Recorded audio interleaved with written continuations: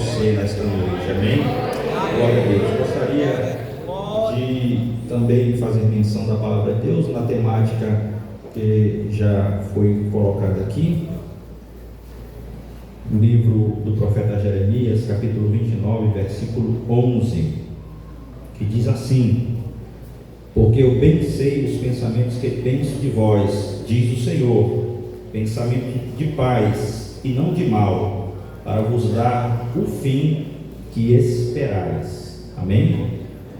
Glória a Deus. Você permaneceu até aqui, Deus tem algo para você nesta noite. Meus queridos, uma temática muito interessante, uma temática que eu acredito que todos conheçam. É uma passagem que de fato ela fala muito ao nosso coração. Todo crente que olha para essa passagem, ele olha assim com cuidado, ele diz: não, Deus tem um propósito para mim, Deus ele não vai me desamparar, Deus vai me ajudar, Deus vai fazer esse cativeiro ser transformado e as coisas vão prosperar e o nome dele vai ser glorificado.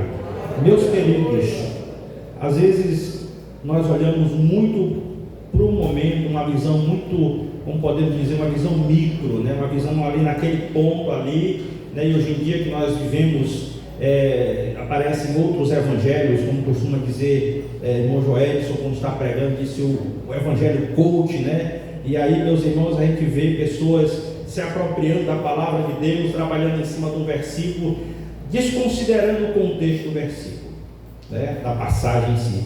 Deus, meus irmãos, ele sempre quis o bem da gente. Deus nunca quis o mal de nenhum dos seus filhos. Acontece, meus irmãos, é que nós nos afastamos de Deus. Quando a gente vai olhar ali para o princípio, quando a gente vai ver Gênesis, Deus criando o homem, a Bíblia vai nos dizer que Deus criou todas as coisas, e disse Deus que aquilo ali era muito bom. Ele simplesmente disse assim: rapaz, isso é muito bom. É bem assim, mas parecido com isso, né? Glória a Deus. Então, meus irmãos, a Bíblia também vai dizer que depois que Deus faz o homem, a Bíblia diz que Deus ele aparece na viração do dia ali no jardim e vai conversar com Adão. Veja só o nível de intimidade. Vai conversar com Adão, vai trocar ali umas palavras com Adão. Então pense você que Deus sempre quis estar ali com a sua criação. Houve um acidente de percurso, nós caímos, como diz Paulo, ele diz assim: porque todos pecaram e foram destituídos da glória de Deus. Então essa destituição, ela nos arrastou para bem longe de Deus.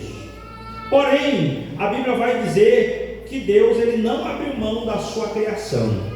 De pronto, quando Deus ele traz ali o casal, o primeiro casal, traz ali também a serpente, e ali ele começa a trazer uma palavra de sentença para o homem, para a mulher e também para a serpente. Ele vai dizer assim, que ele fala que iria haver inimizade entre a descendência da mulher e a descendência da serpente, porém, iria nascer da semente da mulher, que iria esmagar a cabeça da serpente. Então, meus irmãos, ali se inicia uma verdadeira guerra.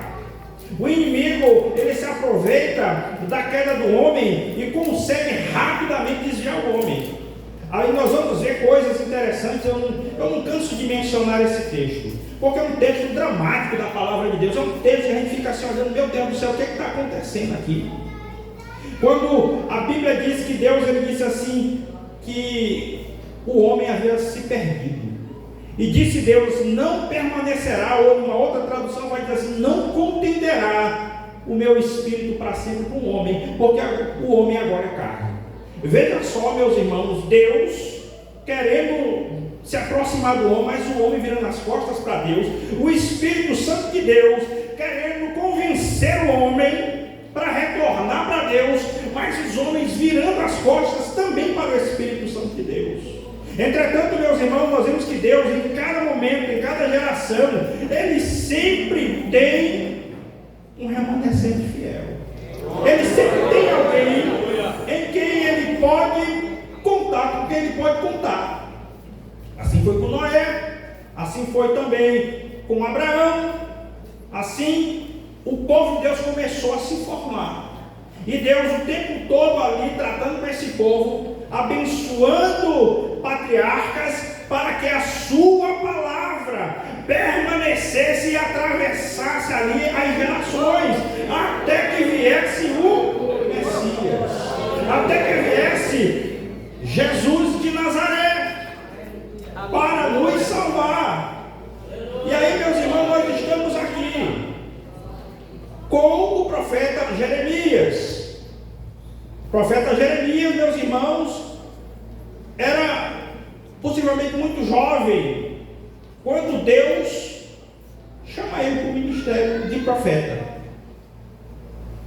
A Bíblia vai dizer que Jeremias, ele era filho ali da linhagem sacerdotal. E ali, meus irmãos, você imagina, porque o povo de Israel foi o tempo todo agraciado por Deus com homens que deram a sua vida em prol da palavra de Deus, em prol, vamos dizer assim, do evangelho, da boa notícia, que eles ainda não conheciam plenamente, mas era uma boa notícia, era um recado de Deus. Olha, se arrependam, voltem para Deus, voltem a fazer as coisas de Deus, porque Deus vai abençoar vocês e livrar vocês do inimigo. Mas o que acontece? O povo achava melhor desviar.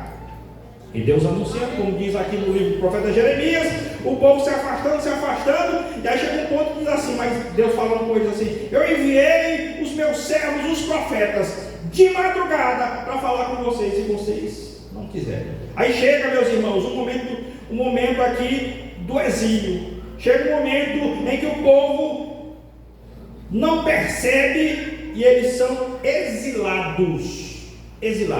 Mas, meus queridos, quem de fato era Jeremias? Jeremias da linhagem sacerdotal, e ele foi chamado por Deus. Só que a gente vê que Jeremias ele dá uma resistência ali, ele oferece uma resistência para Deus. Deus chama ele e diz assim: olha, Jeremias, antes que tu nascesse, eu já tinha te dado, Jeremias, as nações por profeta.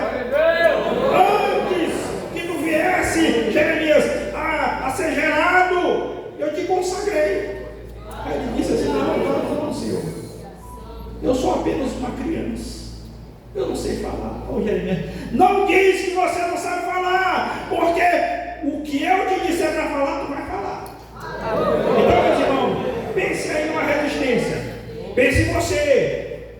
Não, eu sou sacerdote. Meu pai era sacerdote, sou sacerdote. Vou ministrar na presença de Deus. É bem melhor o sacerdócio. Por quê? Porque o sacerdócio, ele me garante uma estabilidade. Tudo que eu preciso fazer está escrito na lei. Eu não vou passar nada além da lei. Eu vou olhar, eu vou investigar, eu vou ali verificar se o cidadão ele já está purificado para trazer ele de volta para a sociedade. Eu vou ali inspecionar se de fato ele está condenado pela lepra e vou afastar ele do povo de Israel. Eu vou oferecer sacrifício, eu vou levar incenso ao Senhor. É bem melhor eu ser profeta, é bem melhor eu ser um sacerdote.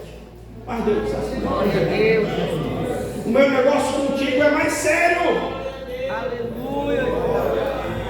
Aí, meus irmãos, a gente olha para esse tipo de situação e às vezes nós encontramos isso no nosso meio. Às vezes a gente olha assim, meus irmãos, pessoas que Deus tem, como podemos dizer, meus irmãos, Deus tem observado, porque como nós podemos perceber aqui na palavra de Deus, Deus conhece a gente antes mesmo de ter nascido.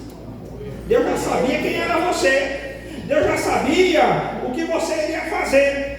Deus te dá oportunidade, Deus te alcança e te traz para a presença dele e espera de você, que você então entenda o mistério que ele tem para contigo. Mas, meus irmãos, o mistério de Deus vai muito além do que a gente pode parar para pensar. Não é assim? É, meus irmãos, porque enquanto a gente está olhando aqui, Deus está olhando o contexto todo. Deus está olhando para a nação como um todo. Então, Deus chega e fala para Jeremias: não, Jeremias, tu vai ser uma atalaia. Jeremias, tu vai estar ali em cima, Jeremias, das coisas ali. Tu vai olhar e vai avisar aqueles que precisam ser avisados antes que aconteça, para que depois ele diga assim: não, o Senhor não avisou. Não, o Senhor avisou. Se por acaso tu avisar para o homem para ele se arrepender, ele não se arrepender, o sangue dele é sobre a cabeça dele. Mas, se ele se arrepender, ele se salva. E assim, meus irmãos, é o Evangelho. É o Evangelho. Parece assim, meus irmãos, que quando a gente prega assim, evangelizando, quando a gente está evangelizando ali, parece assim que é um negócio à toa, vamos dizer assim, que não tem efeito. Mas nós desconhecemos de fato o poder da palavra de Deus. A palavra de Deus, ela vai nos dizer: a minha palavra, ela não volta para mim vazia. E outra parte, Deus está falando assim, diz assim: olha, porque a minha palavra é como um martelo que esmiuça a penha. Ou seja, ela quebra completamente as concepções humanas e transforma corações. É muito gratificante, meus irmãos, quando a gente vê, quando a gente chega, pensa assim do negócio, assim, mas por que será que eu falei aquilo? Por que será que eu disse essas coisas para falando de tal? E a gente pensa que aquilo ali foi em vão. Não foi em vão. Recentemente, aí eu trabalho ali em Cedral, você não sabe ali meu trabalho, e ali eu tinha um amigo, né? Com a idade, ele tem a idade do meu filho mais velho. E ali ele me respeitava ali e tudo, e aí ele perguntava umas coisas, eu dizia para ele parava, ficava ouvindo aquele negócio ali, e parava assim, me perguntava, eu respondia as coisas da Bíblia para ele e tudo, e aí ele disse assim: é assim mesmo, né? Ele me chamava de Paulinho, é assim mesmo, né, Paulinho? Eu disse: é assim mesmo tudo. É, meu irmão, mas não dá certo esse negócio não para mim, coisa e tal, que ele torce. Fato é, meu irmão, que ele saiu dali e foi para São Luís. Aí, para minha surpresa, meu pastor, um dia de domingo, eu tinha saído da escola dominical, quando eu vejo umas mensagens caídas do meu celular, veio um vídeo. Quando eu vou ver o vídeo, meus irmãos, é esse amigo meu. Ele está dentro de uma piscina batismal, ele está sendo batizado. Ele está sendo batizado.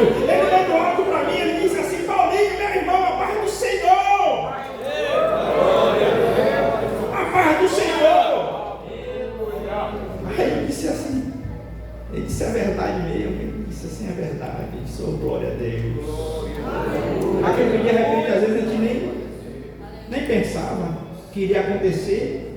Aí a gente é agraciado, o retorno de Deus assim: olha, filho, olha aí o resultado daquilo que tu falaste para ele. Ele disse: eu não vou me esquecer. Ele disse: eu não vou me esquecer das palavras que você falou para mim. Então Jeremias era um homem assim, um homem que ele levava a mensagem de Deus, e aí, meus irmãos, agora nós vamos ver coisas fortes acontecendo. Uma coisa muito forte acontecendo é ele pregando, meus irmãos, ele enviando mensagem, porque ele está em Jerusalém. Vamos citar um negócio: ele ficou em Jerusalém, o povo foi cativo, o povo já estava em Babilônia, mas tinha uma parte lá em Jerusalém. Tinha o rei, tinha a rainha, tinha o séquito real, e Jeremias, por ser da linhagem sacerdotal, estava ali também. Mas aí o povo ali, surgiu também no meio deles falsos profetas. Como eu disse para os irmãos, Deus, ele plantou a semente dele no meio do povo dele. Porque, entenda uma coisa, a palavra de Deus, ela é poderosa em si mesma. Ela tem poder, meus irmãos, para transformar. Tem poder para derrubar. Ela tem poder para reedificar. Ela tem poder para fazer florescer. Ela tem poder. Porque se não fosse assim, a gente não estaria aqui. Como foi que você se converteu? Você se lembra? Eu me recordo da minha conversão. E fiquei sempre preocupado, analisando assim: meu Deus do céu, eu não sou digno, não sou merecedor, e de fato não sou. Mas aí, meus irmãos, veja só como Deus trabalha. E às vezes a palavra ela vem até mesmo por meio de pessoas que nem creem que são. Estava eu, a terceira série, a quarta série, do primário, a professora. Hoje nós vamos falar de religião, nós vamos falar sobre os 10 mandamentos. E ali, a professora chegou e primeiro mandamento e tal, não farás para ti imagem de escultura. Opa, olhei aquilo ali e disse, rapaz, tem alguma coisa errada nesse negócio aí. Ou a professora está errada, ou aonde eu, rapidinho minha mente passou assim, irmão, porque a gente não nasce crente, né? Assim, a gente não nasce evangélico, a gente não nasce já assim, né, no lar evangélico, não. Eu acredito que uma maioria de nós nascemos num lar que está ali no meio do catolicismo e tal, aquele negócio todo. E aí, meus irmãos, o que acontece? Ela fica olhando para aquilo ali, porque a lembrança veio, porque a mamãe também tinha me matriculado lá na igreja lá, católica, para fazer a primeira comunhão, né? Aí ali naquela igreja católica, olha, a coisa que eu vi era a imagem de escultura, e a palavra de Deus estava dizendo assim, não faça para vocês imagem de escultura. Ele disse, alguma coisa está errada, ou a professora está errada, ou lá onde eu estou está errado. E aí, como é que se faz? Como é que se vive um negócio desse? Como é que você vai reagir? Fato é, preste atenção, fato é que eu comecei a agir diferente no meio ali da igreja, ali que eu estava fazendo a primeira comunhão. O que é que me ensinaram? Me ensinaram o Pai Nosso, Ave Maria, Salve Rainha, que negócio todo. Era o que eu tinha. E ali eu dobrava o meu joelho antes das aulas, né, daquele negócio lá. E ali eu orava o Pai Nosso, Ave Maria, coisa e tal. E depois eu conversava com Deus e dizia assim, meu Deus, eu estou ajoelhado aqui, mas eu não estou me ajoelhando para aquela estátua ali, para aquele ídolo ali. Eu estou me ajoelhando diante de Ti. Amém? Beleza. Veja só como a palavra ela tem poder. Uma palavra ensinada por uma professora que possivelmente não era crente, mas ali ela caiu um pedacinho dessa semente dentro do meu coração e começou a transformação. Aleluia. A vida segue. Eu faço a primeira comunhão. A vida segue. Eu estava crescendo. Eu estava estudando. Eu já trabalhava. Agora veja só, meus irmãos, como as coisas são complicadas. A gente não entende os planos de Deus. Porque aqui está dizendo assim, porque eu bem sei os planos que eu tenho acerca de vocês. Aleluia. Vai resultar. Glória. Aí você pensa, não deu tudo certo. Não deu tudo certo. A vida foi seguindo, eu fui vendo meus companheiros, meus colegas de idade prosperando. Uns já tinham um carro, outros estavam trabalhando para conquistar seus apartamentos e coisa e tal, e eu uma pedra. E eu nada. Eu achei aquilo ali estranho, eu comecei a entrar em depressão. E nesse tempo, veja só como as coisas são complicadas. Nesse tempo, irmão, a Igreja Universal estava bombando. A gente olhava aquele negócio lá, e aí aqueles pastores da Universal disseram, mas isso é obra de feitiçaria na vida de fulano e tal, aquele negócio todo, então pronto, esse negócio da minha vida também. E agora? O que nós vamos fazer? Aí eu disse, meu Deus, irmão, pense, sabe, num desarranjo, e ninguém ia lá onde você. Não veio ninguém, não apareceu crente para chegar e dizer o caminho que a gente tinha que seguir. Que coisa difícil. Pelo contrário, lá no bairro que eu cresci, no Bequimão, tinha uma igreja próxima da casa da mamãe. Mas no dia lá que eu passei lá na porta, o irmão estava um negócio lá, os irmãos expulsando demônio, eu fiquei com medo. E eu fui embora.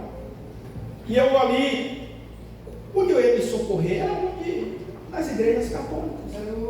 Aí eu fui lá, me lembro uma vez, irmão, que eu estava lá muito deprimido. E eu já queria morrer mesmo. Aí eu dobrei meu joelho lá, no banco lá da igreja. Eu disse, meu Deus, já quero morrer, porque eu quero conversar contigo e entender. Ele pensando que morrer é conversar com Deus, né? Porque, meu Deus, não está dando certo as coisas, eu vejo meus colegas prosperar, eu quero que nós tudo e tal. Resultado, irmão. Aí tem momentos de refrigério, né? Arrumar um emprego bom, ia tudo bem, estava prosperando, já estava com uma casa, já estava com a minha esposa, já estava com 2 filhos, estava com planos e projetos. E de repente no outro ano, a empresa que eu estou, ela fecha as portas, ela vai fechando as portas. E começa a demitir gente, 200 pessoas sendo demitidas por dia. mais 200 no outro dia, e eu tentando escapar, não ser demitido, mas não teve jeito, não fui demitido. Por fim, fui para uma outra indústria próxima, um salário menos da metade, mas precisava escapar. E ali, meus irmãos, eu digo, pronto, agora também não deu certo. Passando menos de um ano, e aí também desempregado de novo. Aí minha mãe me disse assim: meu filho, tu não quer ir para o interior? Eu disse: mamãe, o que eu vou fazer no interior? Se o negócio está difícil aqui, imagina o interior. E essas palavras, eu disse essa palavra para minha mãe: disse, mamãe, o que eu vou fazer ali no meio do mato? Não sabendo eu que Deus estava me conduzindo por tudo aquilo ali. Entenda, irmão, como a palavra de Deus é poderosa. Um pedacinho da palavra, um fragmento da palavra começou a germinar no meu coração. Aí eu vim para Cedral. Chegando aqui em Cedral, onde eu fui morar? Do lado da igreja Assembleia de Deus. Aí meus irmãos foram vender lanche, porque o dinheiro não tinha mais, ele estava vivendo mais parcelas do seguro-desemprego. E vender lanche, aquele negócio todo, e parecia que o negócio ia melhorar, mas de repente lá vem de novo, não dava certo, fechou tudo, perdemos tudo. E eu disse: e agora? Até que veio um homem de Deus. Nos insistiu conosco e pregou a palavra para nós. E veja só. Aí ele disse: você não quer aceitar Jesus como Salvador, não? Aí eu pensei comigo: meu Deus do céu, tanta insistência, tanta coisa. Eu vou dizer que eu quero ser crente, mas depois a gente se dizia. Sei como é que é o negócio? O negócio solta a boca para fora. Aí não dobra o joelho, dobramos o joelho, eu e minha esposa. Ela se converteu, eu não. Aí, meus irmãos, preste atenção. Resultado. Aí quando chega no outro dia, de noite, o pastor, diga aí. Não, depois de Francisco. Raimundo, né? Raimundo Nonato, pastor Raimundo Nonato, chegou e disse assim no microfone da igreja, eu morava do lado, não tinha como não ouvir. Disse: irmão, visite os irmãos aqui do lado, mas são crentes. Meu Deus, foi o que eu fiz. Foi o que eu fiz. Os irmãos não estão lá em casa agora, não tem como escapar. Aí, irmão, eu fiquei pensativo com aquele negócio, sabe? Eu fiquei assim, como diz nosso pastor aqui, Nascimento, eu fiquei velhado com o negócio aqui, fiquei velhado. Aí eu fiquei pensativo mesmo, assim, meu Deus, que eu dei minha palavra para Deus ali, né? Naquele negócio lá que eu estava, dobrei meu joelho. Aí eu, quer saber? Fiquei pensando. Aí me veio na cabeça, meus irmãos, uma analogia, né? Uma comparação. Ele disse assim, só comigo, fiquei pensando rapidinho assim, disse: se eu traísse minha mulher, ela não ia gostar. Tenho certeza disso. Se por acaso ela também me traísse, eu não ia gostar. Então, aí eu elevei o nível, né? Aí eu disse assim: se eu traísse Deus, acho que Deus não ia gostar, não. Por outro lado, eu sei que Deus é fiel. Embora eu seja crente, eu sabia que Deus era fiel. Aí disse: quer saber? Fechou, eu dei a palavra, agora foi ali eu me converti. Ali, naquele 2, 3 dias depois, eu me converti. E aí, meus irmãos, eu comecei então ali a chegar para as coisas de Deus, para a igreja. E ali, meus irmãos, Deus começou a operar na minha vida. Preste atenção, meus irmãos, a palavra de Deus ela é poderosa para transformar a nossa vida. Aí, escute só. Passou o tempo, Deus foi abrindo as portas. Eu não quero dizer com isso, meu irmão, que Deus vai chegar e abrir porta para você. Não, eu só estou contando para você o meu testemunho aqui. Veja só, Deus começou a abençoar. A gente foi também prosperando dentro ali do trabalho de Deus.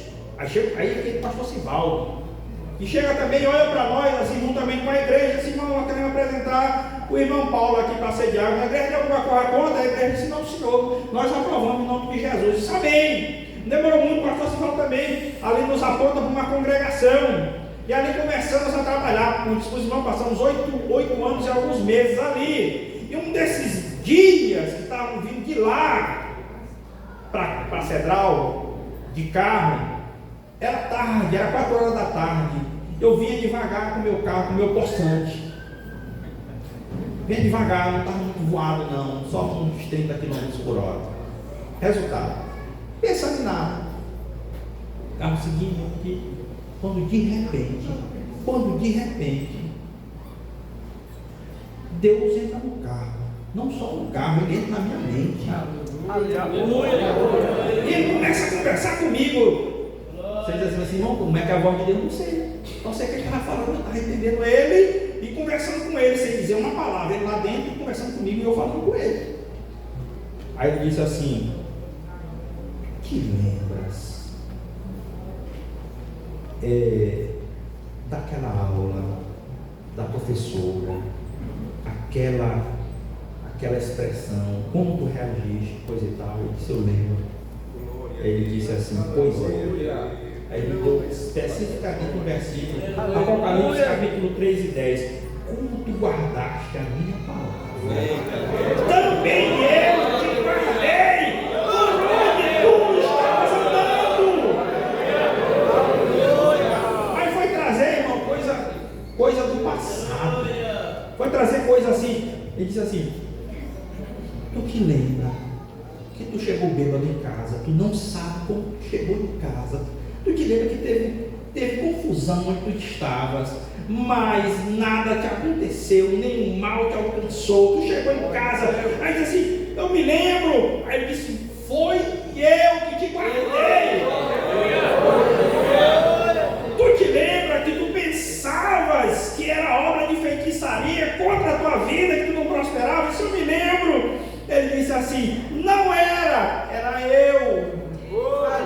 Aí eu fiquei assim meio zangado com o Senhor nessa hora. Ele disse: mas Senhor, por que tu fez isso? Aí ele disse: eu queria te arrancar lá da cidade. Eu estava guardando a minha palavra, eu fechei todas as portas e te trouxe para cá. Eu sacudi a tua vida para que não restasse muita coisa ali em ti, para te plantar aqui. E eu tenho visto que tu estás prosperando. Então, meus irmãos, veja como uma palavra de Deus faz o crente viver. Não foi assim? O Satanás aparece ali no deserto. Jesus está no 40º dia de jejum. E aí o inimigo, ele sabe que Jesus estava ali com fome. Ele disse: isso é filho de Deus, disse para essas pedras virar pão, tu come, não te alimenta. E deu certo aí, Deus. Aí Jesus chega assim: não, está escrito, nem só de pão viverá o homem, mas de toda a palavra que procede da boca de Deus. Então, meus irmãos, o que é isso que é Jeremias? Aleluia!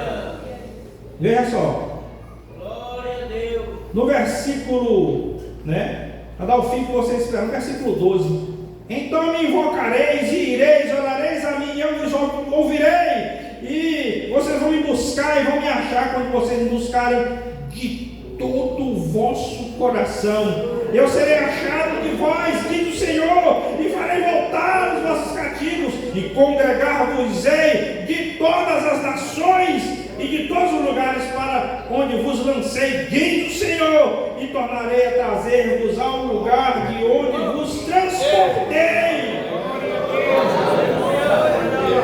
Meus irmãos, Jeremias era o homem de Deus para uma geração.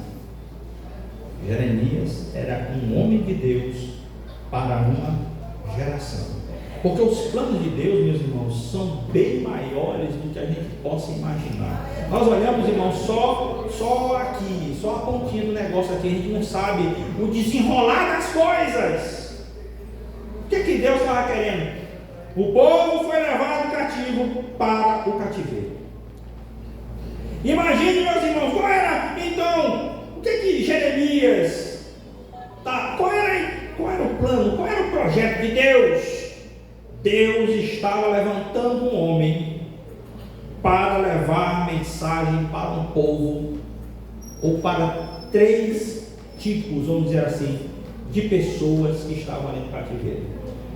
Certo? Primeiro, pessoas sem esperança. Eu disse para vocês que eu pensei em suicídio quando eu estava ali, porque eu não tinha esperança, não havia nada. É doído, irmão. Você vê o outro prosperando, não estava com inveja não, eu queria prosperar também, eu queria ver o negócio desenrolar, mas parecia que tudo que eu fazia estava errado. Aí Deus chega, depois de muito tempo, ele disse: fui eu que proporcionei tudo isso. Glória a Deus. Aí quando a gente entende isso, ele diz: glória a Deus. Por quê? Porque uma vez que a gente aceitou a Jesus Cristo, irmão, nós nos tornamos ricos. Amém? Você não é rico não? Irmão, você pensa na riqueza que você tem? Os teus pecados foram perdoados. O teu nome está escrito no livro da vida do Cordeiro. Ao soar a trombeta de Deus, se você estiver vivo, firme na presença de Deus, você vai ser transformado no momento, no abrir e fechar de olhos, e quando você menos esperar, você está subindo, cantando o hino da vitória. Você vai estar cantando melhor aí que o guitarrista aí, do que você já pensou um negócio desse, homem desse canta demais. Mas você vai cantar melhor do que ele. Nós todos haveremos de cantar, né, numa só voz, glória a Deus. Então, primeiro tipo de gente que não tinha esperança. Por quê? Porque o desvio espiritual ele traz engano para o coração. Ele não tem esperança, o cara não tem esperança, o irmão não tem esperança, ele não tem a palavra de Deus dentro do coração dele. O que é que ele tem? Ele não tem nada. Ele é um homem que ouve a palavra, mas não pratica. Ele é um homem que constrói a sua casa sobre a areia. Mas aquele que ouve e pratica, ele está firmado na rocha. Vai vir a tempestade, vai vir os ventos. Primeiro tipo de gente que Jeremias escreve para esse povo aí, o povo que tinha perdido tudo. Não sobrou nada. Tinham suas casas em Jerusalém. Viviam bem. Viviam às vezes na opulência. Viviam na riqueza. E de repente perdem tudo. E escapam apenas com a roupa do corpo. Vão para a Babilônia. Humilhados. Lamentando. Os levitas, tocadores, estão ali às margens do rio Quebar. E aí a gente pergunta: ei, canta lá daqueles hinos lá que vocês cantavam lá em Sião. Como é que vai cantar? Como é que vai cantar aqui? Que terra estranha. Não dá, não tem condição. Perderam a esperança, não tinham esperança. É por isso que na versão do pastor Sivaldo Deus dá para ele, no final das contas, esperança. E assim é esperança. Porque eu bem sei o pensamento que tem a respeito de vós, diz o Senhor. Pensamentos de paz, não de mal, para vos dar o quê? Um fim e uma esperança. Parece que isso tem uma tradução. Na minha diz assim, né? Revista corrigida, diz assim: o fim que esperais. Esse esperais, irmão, é de esperança. É aquele que espera. Espera porque tem promessa. E esses camaradinhas saíram daqui sem promessa. Foram embora e não tinha mais nada no que segurar eles. Ele também se preocupou em escrever para as pessoas que tinham falsas esperanças. Falsas, tem falsa esperança, Francisco. Não, porque como é que é o negócio? Está tudo quebrado, né? Não está quebrado nada, como é que é o negócio lá? Nada quebrado, nada remendado, nada fora do lugar, não sei o que. E coisa que você sabe o que eu estou falando. E tem gente, irmão, que sai da sua congregação, abandona o seu pastor e vai para um evento aí sem a bênção do seu pastor, para ouvir, irmão, os pregadores coach, de frases de efeito. Pelo amor de Deus, Jeremias escreveu para pessoas que estavam com falsas esperança. Por quê? Porque tinha falsos profetas que estavam convencendo o povo que eles retornariam muito em breve. Nada passa, aquilo ali não passava do plano maligno, viu? Preste atenção nisso aqui. Porque os profetas se levantaram lá no meio dos cativos de Babilônia. Assim diz o Senhor, até daqui 2 anos, Babilônia vai cair e nós vamos voltar para Jerusalém. Olha, irmão, quem quer ouvir um negócio desse? Você está fora da sua casa, fora da sua terra. Meus irmãos, nós não somos muito assim, né? Nós não somos muito assim, aqueles que querem, sabe, que são muito ligados no seu local. Mas a gente vê isso, irmão, de forma silenciosa no coração das pessoas. Eles saem daqui, vão trabalhar, vão estudar lá fora, mas quando eles têm uma oportunidade, eles estão aqui de volta. Por quê? Porque eles estão ligados nisso aqui, estão ligados em Porto Rico, estão ligados em Cedral. Quando tem um feriadão, irmão, enche os municípios. Por quê? Porque estão ligados onde eles nasceram. É um negócio, é um mistério de Deus. Assim é o povo de Israel. Quem não queria ouvir, irmão, uma palavra dessa? Quem é que não queria ouvir? Vamos voltar daqui 2 anos, estão voltando. Veja só o inimigo trabalhando. E qual era o resultado? Nós vamos fazer o seguinte: nós vamos segurar aqui, nós vamos brigar aqui dentro. Deixa vir esse povo, deixa vir os feitores aí querendo perturbar a gente vai fazer só o quê? A gente vai dizer que não vamos fazer coisa nenhuma. Vamos bagunçar, vamos quebrar o negócio, vamos rebelar aqui dentro, para querendo morrer. Aí o profeta escreve: não, fique eles sabendo, esses profetas, que Deus vai fazer um negócio com eles aí, vão servir, sabe de quê? De morte e de maldição. Esses homens que estavam profetizando essas coisas aí, eles foram assados pelo rei Nabucodonosor, morreram, viraram, colocados para passar no fogo. Por quê? Porque estavam falando em rebelião contra a palavra de Deus. E Jeremias chegou e dizia assim: não, meus queridos, o tempo aqui é de 70 anos. Mas o que o inimigo estava fazendo nos bastidores? O inimigo estava querendo arrancar a esperança, ou pelo menos a semente que estava lá dentro do coração. Você está entendendo isso? Você está me entendendo? Você está me ouvindo? Amém? Você está com sono? A gente se levanta já, a gente olha e vai para casa. Mas se quiser, eu estou quase terminando. Quase terminando. Glória a Deus. Então, meus irmãos, Jeremias escreve para esse povo aqui que estavam sendo enganados. Estavam sem esperança. Não sei a expressão dele, porque o Senhor bem sabe, né? Diz assim: porque eu, Senhor, sei os pensamentos que tenho acerca de vocês. Pensamentos de paz. Parece contraditório, parece difícil de entender. E que pensamento bom é esse que o Senhor tem a respeito de nós, para deixando a gente aqui no meio exilado, longe da nossa terra, longe do nosso costume, no meio desse povo ímpio? Não, irmão, Deus está ali, irmão, aperfeiçoando o povo. Sabe por quê? Porque às vezes a gente passa dificuldade da parte de Deus. Presta atenção, porque a gente procura dificuldade. Mas tem crente que está vivendo a sua vida diante de Deus, e Deus coloca ele na provação. Por quê? Porque depois da provação, ele está apurado. Ele sai apurado. Você saber disso? O apóstolo Paulo diz algo muito interessante acerca dessas coisas. Ele diz: não somente isso, meus irmãos, mas também nos gloriamos mais tribulação. Você sabe o que é tribulação? Você sabe? Cadê o pastor Sivaldo? Aquele povo, aquele irmãozinho lá que gostava de... Não, eu estou em décadas, né? Em décadas. Que ele entendia que décadas era tribulação, irmão. Décadas é espaço de 10 anos, né? Enfim, eu só lembro que o pastor Sivaldo gosta mais dessa conversa aqui. Então, Paulo vai dizer assim: nós nos gloriamos na tribulação porque ela tem um efeito. Tribulação não vem de tríbulos. Tríbulos era uma peça de madeira, era utilizada, uma peça de madeira pesada, era utilizada para, de uma certa forma, moer o trigo, para separar o trigo da sua casca. Você vai botar lá por cima, aí às vezes era puxado por animal, ele aqui por cima, aqui assim, e aí assim, qual é o efeito disso? É tirar a casca, aproveitar o miolo do trigo, para a casca ser separada e o trigo ser recolhido no celeiro. Então Deus não trabalha na vida da gente assim, bota a tribulação, mas para quê? Para te aperfeiçoar. Como é que você vai contar? Como é que você vai dizer para a pessoa lá: irmão, eu passei por isso, mas Deus me sustentou? Que você não passa.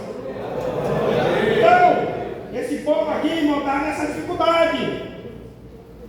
Porém, tem essas pessoas aqui também. As pessoas que tinham esperanças verdadeiras. Você tem uma esperança verdadeira aí com você no seu coração? Você tem uma esperança que pulsa dentro de você? Você tem uma esperança que faz você resistir ao mal? Você tem algo dentro de você que é um divisor? Ali que esse filhinho não vai não, é furada. Tu vai perder a salvação. Se você tem isso no seu coração, glorifica a Deus. Porque, meus irmãos, você tem uma esperança verdadeira dentro do seu coração. Qual é, meus irmãos? Você pode perguntar, irmão, qual é a esperança verdadeira? Eu sempre fico com o refrão do Salmo 300. Vou mandar para ele, leia usado comigo.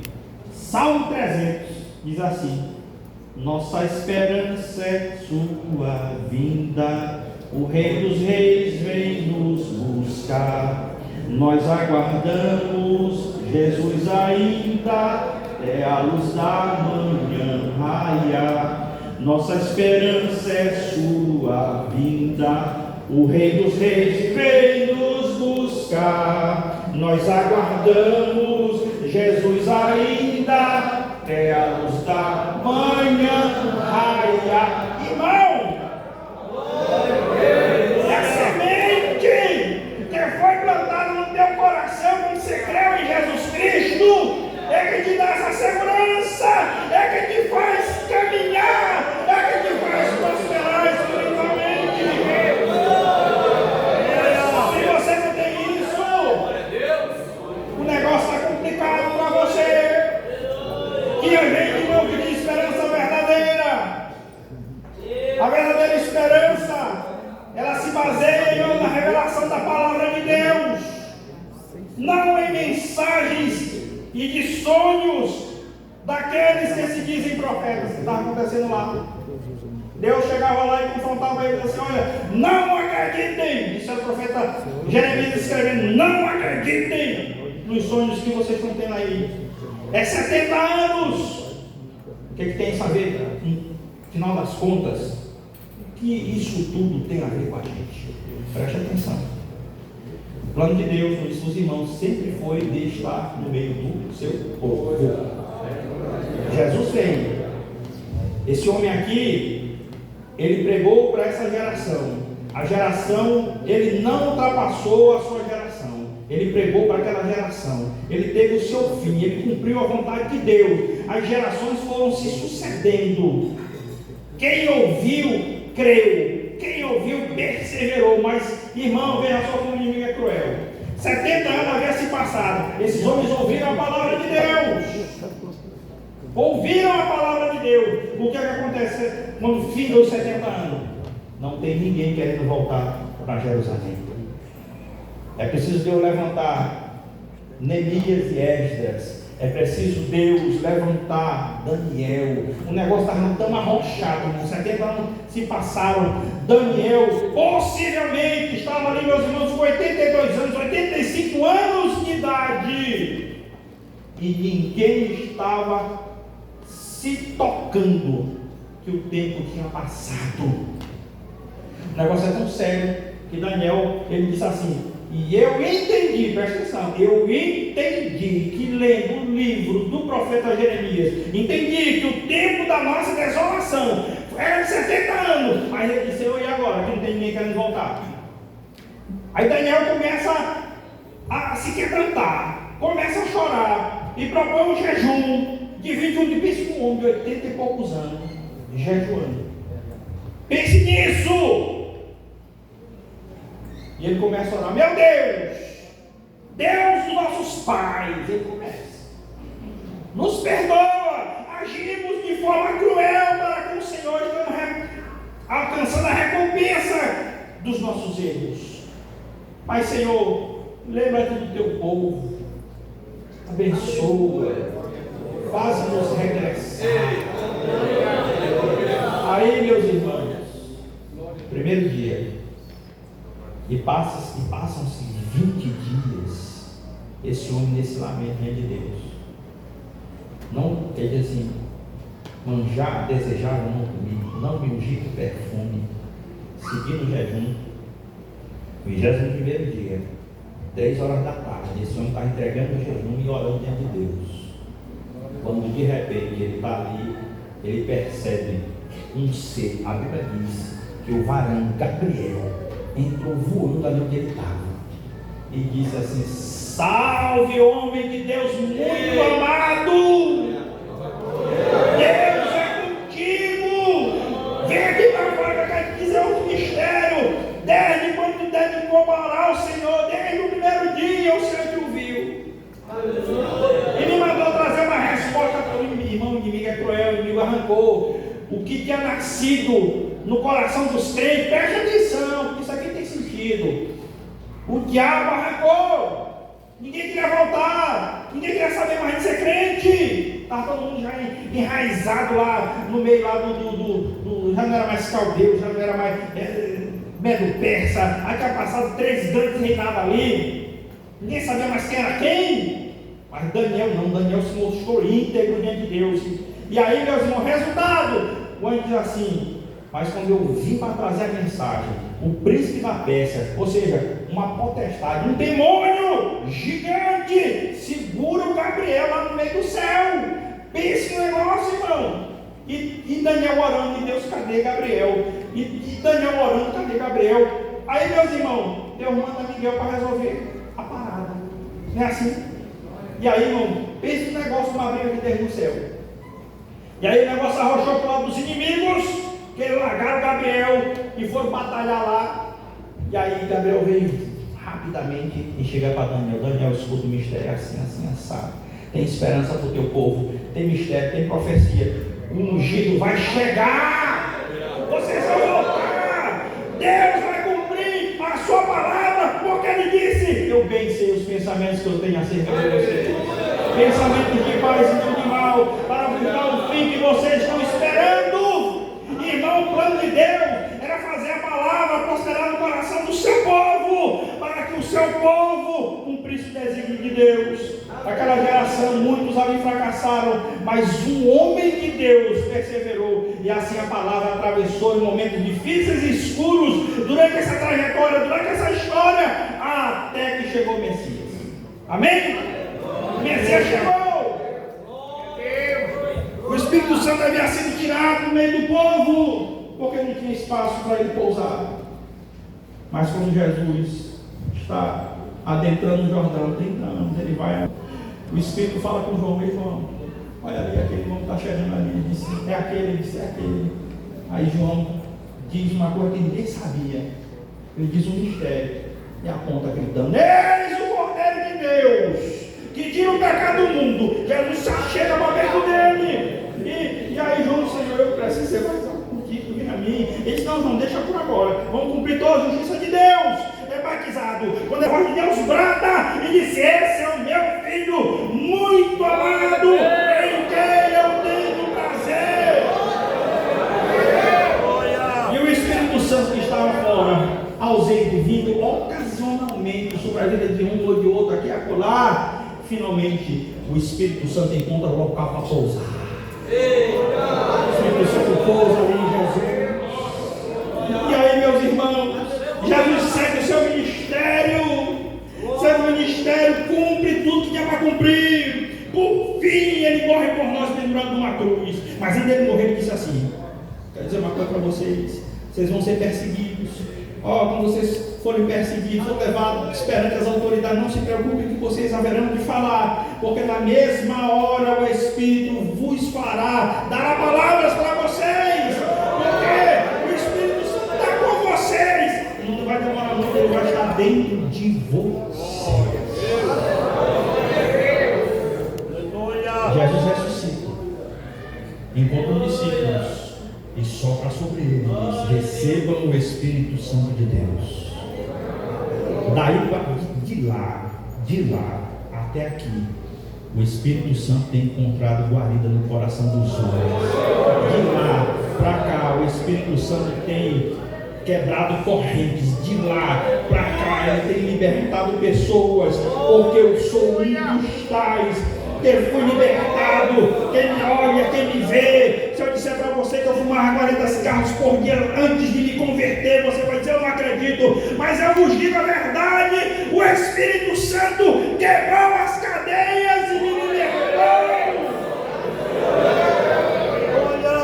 Essa geração, a nossa geração, ela carrega, meus irmãos, o selo da promessa. Ela carrega aquilo que Paulo diz: não entristeçam o Espírito Santo de Deus, no qual vocês estão selados para o dia da redenção. Isso quer dizer, os selados por Deus são propriedade exclusiva de Deus.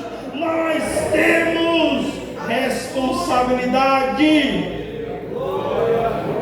Qual é a nossa geração? Quem somos nós no meio dessa geração? Será que nós somos pessoas sem esperança? Será que nós somos pessoas com esperanças falsas? Ou nós somos as pessoas que têm a esperança verdadeira? É hora, meus irmãos, da gente parar para pensar acerca destas coisas. Você foi salvo, não é porque você é mais bonito do que o outro, não é porque você tem um olho claro, não é porque você tem um sapato brilhante assim, um sapato de irmão Geilson ali, não é porque você tem uma gravata bonita, não! Jesus, Ele tem bons pensamentos acerca de ti. Jesus, Ele tem algo poderoso na tua vida. Eu quero dizer para você que depois que eu decidi, aquela decisão, 2 dias, 3 dias depois, de fato eu me converti naquele dia, na noite daquele dia Deus me deu um sonho, irmão, cheio de mistério, um sonho cheio de figuras, um sonho, meus irmãos, que eu dizia que não ia acontecer, mas quando a gente está aqui pregando a palavra para vocês, eu entendo o mistério de Deus. Quando a gente esteve nas congregações somando 8 mais 4, 12 anos, aí eu entendo, glória a Deus, estamos fazendo a vontade de Deus, o mistério de Deus está se cumprindo. Por quê? Porque eu bem sei os pensamentos que tem acerca de vocês, pensamentos de paz, não de mal, para vos dar o fim que vocês esperam. Então, se você entendeu isso nesta noite, e se você está achando que Deus esqueceu de você, fique com essa palavra no seu coração. Deus não se esqueceu de você. Fique de pé comigo, por favor, com a permissão do nosso pastor Simão. Tem alguém que não é crente aqui, tem alguém que está visitando a igreja hoje, talvez aqui não está entendendo muito as coisas que estão acontecendo. Tivesse fala assim, não, só quero saber se você está aí no meio da gente aí. Aleluia! Todos são crentes em Jesus, amém? Todos entenderam que você foi chamado com um propósito, amém? Presta atenção, Deus tem dado dons. Às vezes, irmão, a gente pensa que a gente está vivendo as coisas, sabe? Não estamos fazendo as coisas direito. A gente pensa que isso é dom, não, isso não é dom, isso é dano. Aí você tem que separar o que é dom de dano. Isso eu aprendi com o irmão João Mufão.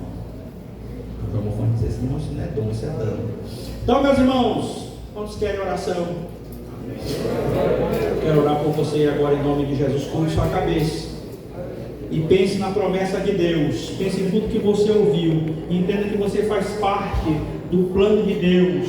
Deus tem te abençoado. Deus tem plantado a sua semente, a semente do Evangelho no teu coração. A semente do Evangelho tem prosperado em você.